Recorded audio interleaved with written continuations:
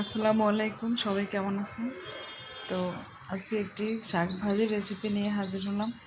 এখানে শাক ভাজি করার জন্য আমি পেঁয়াজ, কাঁচামরিচ আর রসুন কুচি ভেজে নিচ্ছি। আর এখানে ডাঁটা শাক, তো ডাঁটা শাক ধুয়ে ভালো করে কুচি করে নিয়েছি।